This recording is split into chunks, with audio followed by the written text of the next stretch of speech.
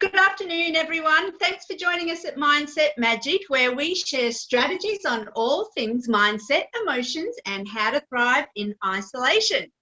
My name is Kaz Sanderman of Chaos to Calm Healing, and I am here today with my amazing co-hosts, accredited nutritionist and personal health coach, Alia Stiglinski. Hey, Alia. Hi, Kaz. And I'm good, thank you. Good. And mindset and results coach, Christy Roberts of Creating Change. Hey, Christy, how are you today? I'm really great, thanks. Good. So just firstly, a quick reminder for anyone watching, please comment hashtag Mindset Magic in the comments below the video. It's really important for us to know how many people are watching the video and when you're seeing it, and where you're from, how far our reach is. So please just drop in a comment, interact with us, drop some emojis, give us some love, and say hi. Let us know where you're tuning in from. And also, if you have any questions, please feel free to just pop them in the comments below. You have a wealth of information here wealth of wisdom with these three ladies. So I'm sure one of us will be able to help you out. So today we want to share some tips and some strategies that will help you process your emotions rather than bottling them up and becoming overwhelmed by them. So I think it's super important in challenging times like these that we all come together and raise our collective energy. And that's what we're here to do. We've all got different perspectives, different strategies, and different tools, so we can help you move forward and move through your emotions. So, Christy, I'm going to ask you first, as a mindset and results coach, I'm sure you will have had a great deal of experience guiding your clients through their emotions. So can you share some tips and strategies with us? Yeah, I mean, where do you start? There's so much that we can talk about today. I'm just so excited about this topic, to be honest. And I think the biggest thing when it comes to emotions that I like to do with my clients is actually educate, because so many of us don't even understand how to process our emotions. We weren't taught growing up in school. I mean, they're adding this to the curriculum today, but there's generations of people that just do not know how to process emotions effectively. So I spend a lot of time with my clients really tapping into understanding what emotions they're feeling, why they're feeling them, that it's actually okay to feel your emotions. You know, if you're angry, of course, there's nothing wrong with being angry. It's how you process that anger. So are you processing it in a healthy way or an unhealthy way? And that's the key here. The key is to learn effective strategies to process your emotions effectively. Yeah. So, yeah, right? I'm sure you all agree. And the main thing, there's several different techniques that I use. I mean, we're all self-directed healing practitioners, so clearly we love working with emotions energetically. And you look at some of the statistics around emotions, like the Center for Disease Control in America states that 85% of disease is caused by trapped emotions. Like, that's massive data. You know, our health is because in a lot of instances we're not processing our emotions effectively. So I think, you know, I think I can speak for all of us, but I know in my practice for sure, I'm very mindful of educating, and then B, giving lots of tips and practical tools and strategies of how to actually release the anger, how to notice it in your body, how to feel it, how to be okay with it, how to actually understand that emotions come and go all the time. They swing. It's like, it can be waves, it can be a pendulum. There's so many different ways you can look at it, but you can process anger today and then feel sad, or you can process anger today and next week feel angry again. But it's how you're processing it in a way that's healthy for you, healthy for others, and healthy for the environment. So for me, it's all about educating and then allowing yourself to actually feel what you need to feel, because once you feel it, it will release. It will energetically release and move on. Yeah. So do you have a specific tip that you could give us, a little strategy? Yeah, I guess my favorite model for releasing emotions, it's 4 steps. It's so simple. So step 1 is name it. So actually give a name to what you're feeling. So, you know, Is it frustration? Is it anxiety? Is it sadness? Are you jealous? Like, what are you actually feeling? Give it a name. If you're not able to connect with an actual name of an emotion, that's okay, because this is a learning curve for many of us. So then what are you feeling in your body? Is your heart racing a bit faster? Does it feel like a leaden weight? It's the heat rising, you know? Have you gone pins and needly? Like, what is it you're actually feeling? What's the sensation? So notice what you're feeling, give it a name, own it. So fully accept that you're feeling this way and it's okay to feel it, because once you fully accept it and feel it, so you've got to start feeling it, it will shift, it will energetically release. So yeah, step 1, name it. Step 2, own it. Step 3, feel it. And step 4, let it be. It will shift.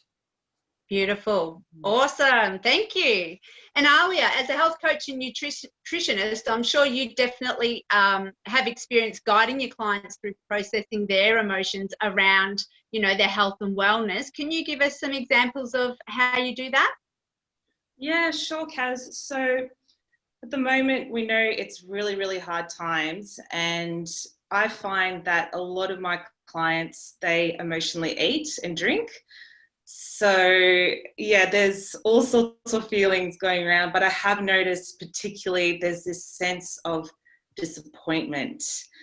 And, you know, like mums can't go and meet up with other new mums, entrepreneurs, they plan something decent and strategic for the year, and it's all like gone. And, you know, there's this huge sense of sadness and disappointment. And I find that a lot of my clients, they come to me because they are ready to do something about their health, but what's actually stopping them from achieving, you know, eating less calories naturally, getting more fit, feeling healthier at a cellular level, is the process of emotions. A lot of my clients are surprised that that's actually what's been stopping them from achieving this. Yeah, and disappointment has been number one. And I thought it was an interesting quote by Stephen Hawkins. And he says, my expectations were reduced to 0 when I was 21. Everything since has been a bonus. And as we know, and yeah, like as we know, you know, when we expect things for ourselves, that feeling of, gee, I really want, you know, to be with other mums around this time. I really want to be with my son or daughter that just had a child.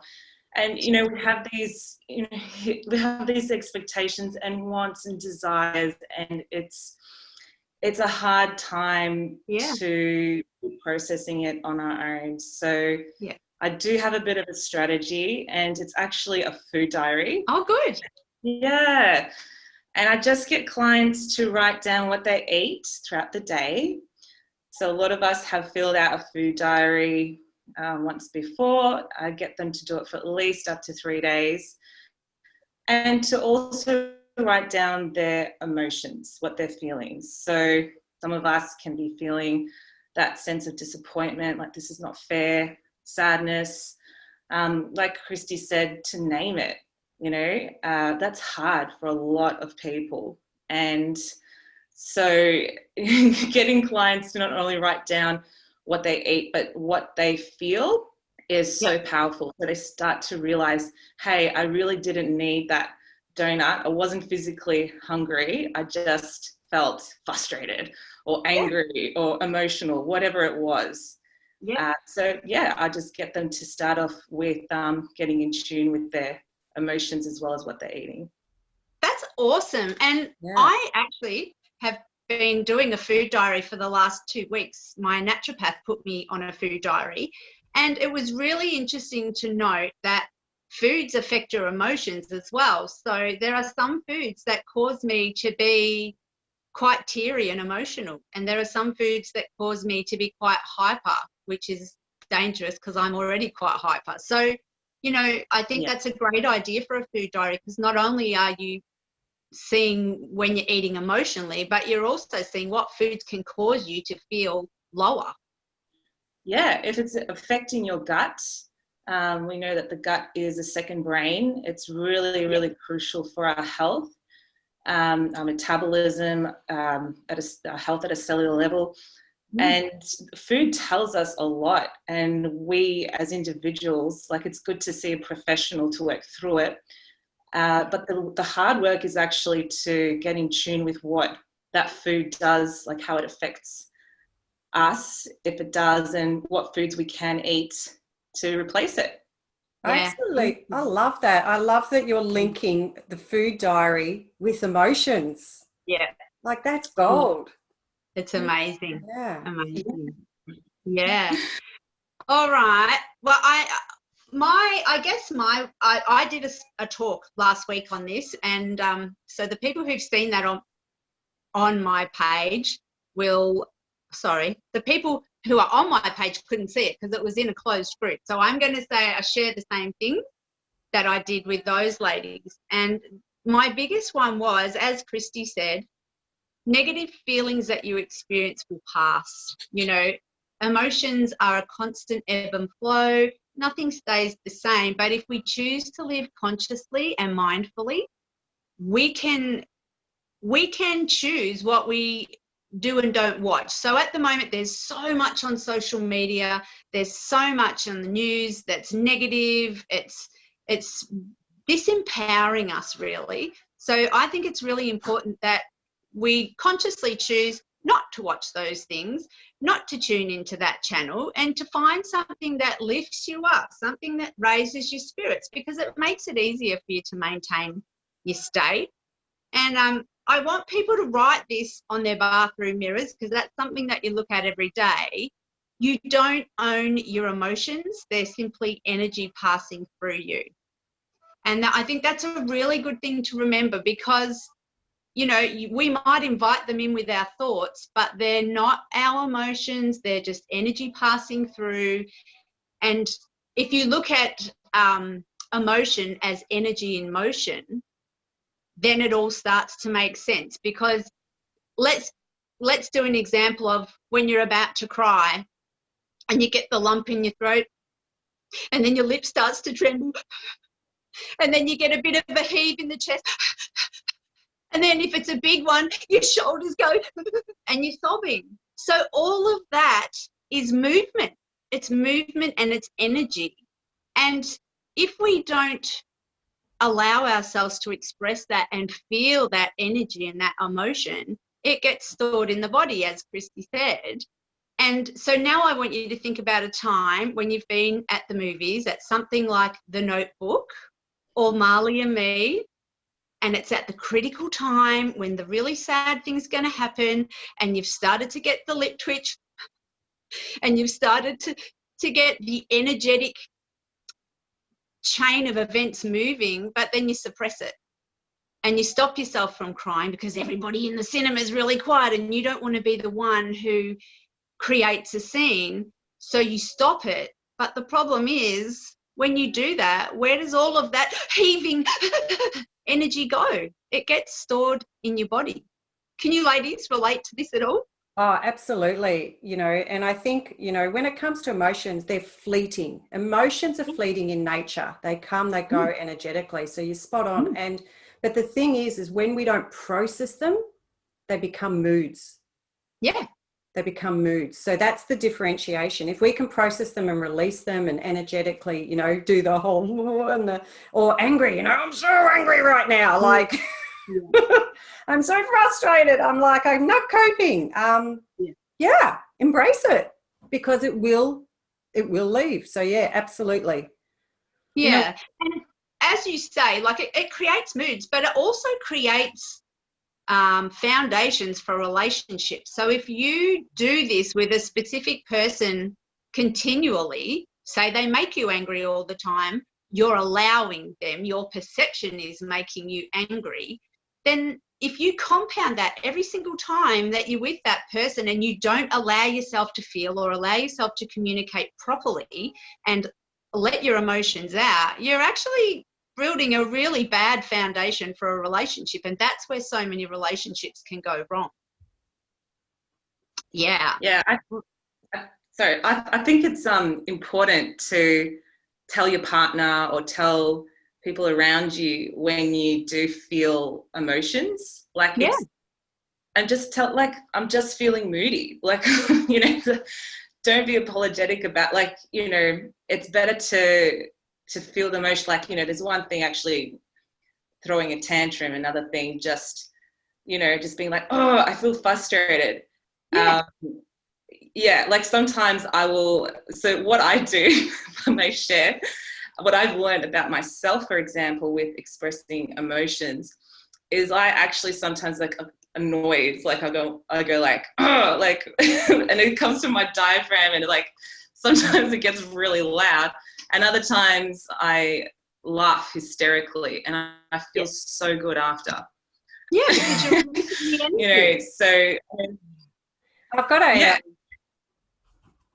Oh, sorry. I was going to say, I've got a really good metaphor for exactly what we're talking about now. It's called the glass door. And it's what happens in relationships. When you first meet someone, it's completely crystal clear and you can see through and everything's transparent and you're really connected.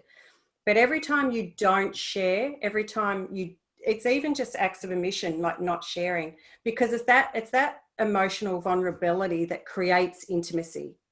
Yeah. The more we can actually emotionally connect and the more we can share what we're feeling, the more intimate we become. But what happens when we don't is that glass door, or it's like throw a milkshake on it, all of a sudden you're splatting into it. Yeah. And this is where the conflict starts. And that wall will end up being a brick wall between dividing you.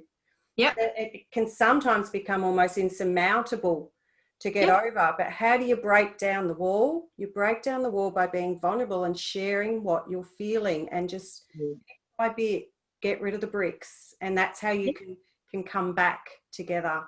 Yeah, In the glass. Well, and there's a great saying, my coach Melanie Ann Leah says it. She says, when your emotions are high, your intelligence is low.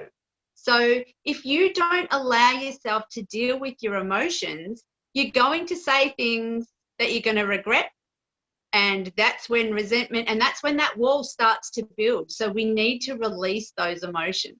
Yeah. So that's where you're not processing them effectively. See, I think that to be in emotional pain can be a very intelligent thing to do if you're processing in a healthy way. But if you're not, you definitely would be below the line for sure. Yeah. So I think we need to ask people who are watching this, you know, look at your own lives this week and pay attention to your body's signals. Where are you needing to allow yourself to feel? And, you know, as self-directed healers, we're all three self-directed healers. We are trained that you need to feel to heal. And, you know, that's something that we find is super prevalent in many of our clients. They have physical pain. And when we do the healing release, their pain is less. So, you know, I think that's really important. So, Christy, can you give examples from your own personal life? How do you process your emotions? What do you do to manage your emotions? Yeah, so I love to write, and I love to create a space where I can be in my emotions. So, you know, many people that know me know that I'm grieving the loss of my son. So I have a lot of emotional pain and sorrow and grief that I'm processing currently. And I'm like, you think of a bull running into a storm, like I'm straight in there, because our bodies talk to us. So if I'm getting pain, if I'm getting feelings, if I'm getting emotions, that is my body talking to me, and I listen. Yeah. So I pay a lot of attention to what I'm feeling, and it can change, and you can feel multiple things. Emotions can be layered and it can get very complex and confusing, but I really just trust myself to listen to my body. So, and in those times, which happens regularly because I'm in deep grief, I really just allow myself to sit in a space. So sometimes I just go, no, and I'll just pull myself away and I write, or I go for a walk and I cry. So, or I lie in bed and I think my foot's throbbing, my foot's angry. I know it sounds weird, but like I listen to my body and I just let my mind process. And what happens is it shifts, it moves, it goes. Yeah. Yeah. Perfect. Yeah, that's awesome. What about you, Alia? How do you manage your emotions yourself? How do you process your emotions? Well, firstly, I've realized like I've had huge changes in my life. So I had a choice to process emotions or just to suppress them. And all my life, I chose to suppress. So it was a really hard task to do, to change, to get comfortable with the uncomfortable.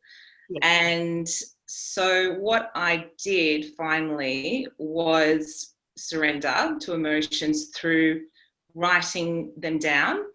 So I would take 5-10 minutes away from what I was doing, sort of hide somewhere, and grab a book and pen and actually write it physically with my hand rather than in my phone. I felt like that was my way of expressing, and I would write down exactly what I'm feeling, and it could be, whatever it is. So, from shame to guilt to love. And it was really interesting because once I wrote down the feelings and emotions, I started judging them. I'm like, oh, shame again, and guilt. And, someone reads this, I mean, they're going to think I'm so weak. Yeah. But then after doing it a few days of writing it down, I was able to tap into it. So, the first instance of actually being able to delve into emotions, one of the first instances was seeing a trauma therapist or counselor, and he did tapping and stuff like that, and NLP. But the self-directed healing course really helped me to delve into feelings, and then doing this task of writing my emotions and being compassionate towards myself, allowing myself to be curious about the emotions, really allowed me to start to learn about myself and not feel like I'm not doing this right or wrong. It just helped me to learn and grow. Yeah, perfect. And what do you do, Kaz? Yeah, well, we all do very similar things. So I am a journaler as well, and that is bringing out, such deep things within me. And so is meditation. I do guided meditations and just meditations to music, and I've had a lot of things come up through those. But I've always been a girl who wears my heart on my sleeve, and you'll usually know how I'm feeling at any given time. But the thing that I've used the most throughout my whole life is music. So if I'm feeling a certain way, and I know I need to get it out, I need to release it, I will play the music that will make me feel that emotion more deeply, so that I could, if it's sadness, I'll play the saddest song I can find and I'll sob it out, because we all know at the end of that sobbing, you get the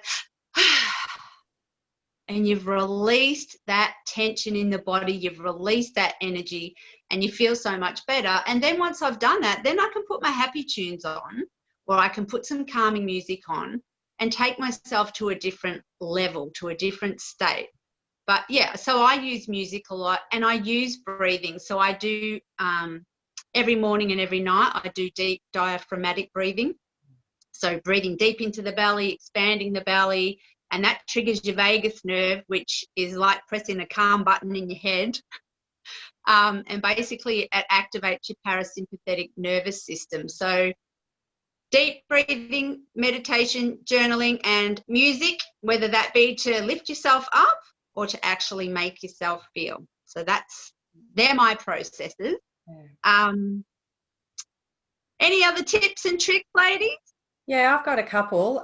With crying, I love, one of my mentors, Benjamin J. Harvey, says this. He's like, if ever you want to cry, imagine crying is an Olympic sport and you're going for gold. I love that.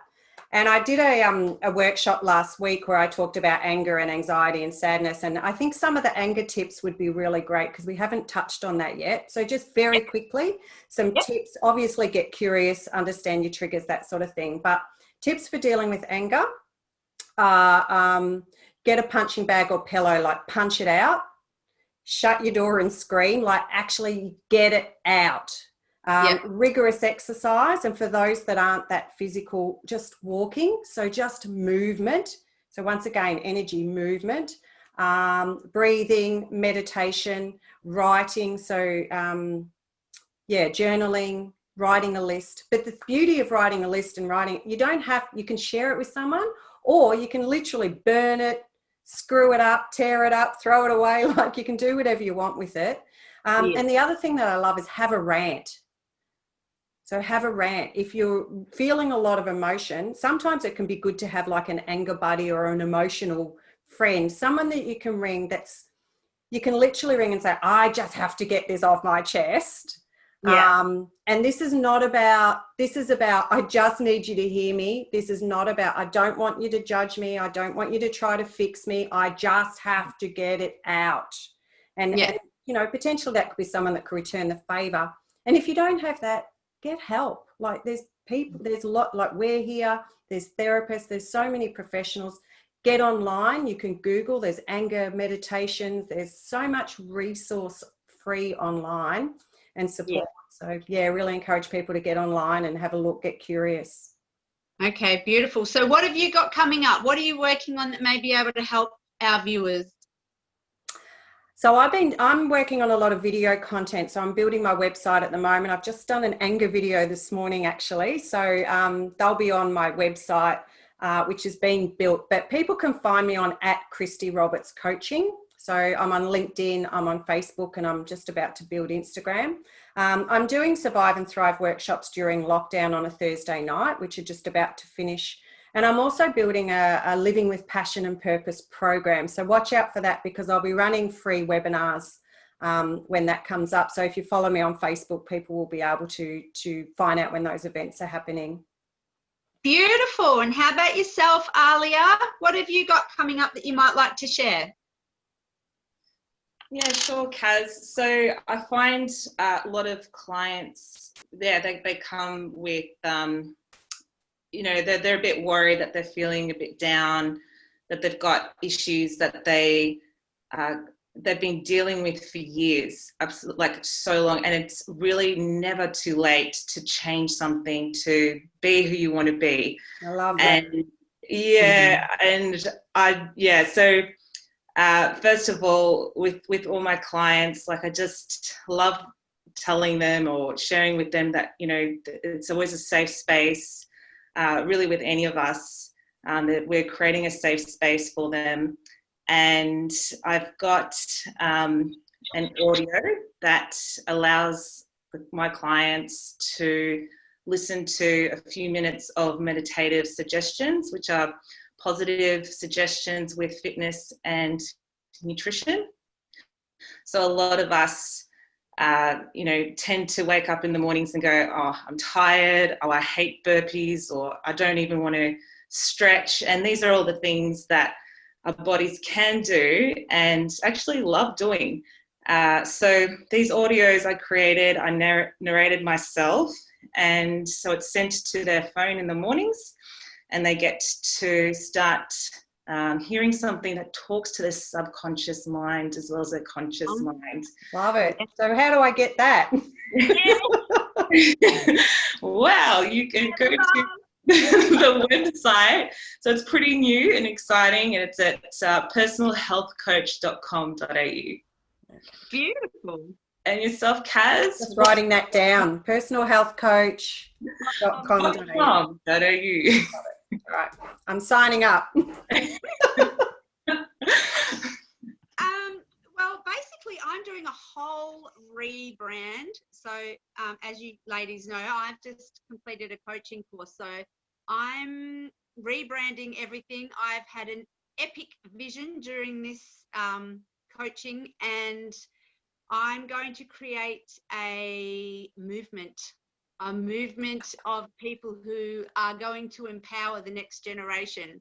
So I am passionate about being the best role model possible for my children, and that's something that I now want to inspire others to step up to and to raise their standards, and let's all work together to be the best role models we can for the next generation. So I'll be launching that in October, and I'm just working on my first course now, which incorporates self-directed healing, because we need to heal our past wounds so that we can then move forward and rise up and become the best version of us. So watch this space. So you can find me on Facebook at Chaos to Calm Healing, or on Instagram at Chaos to Calm Healing as well. So no website for me. I'm too busy to do that. So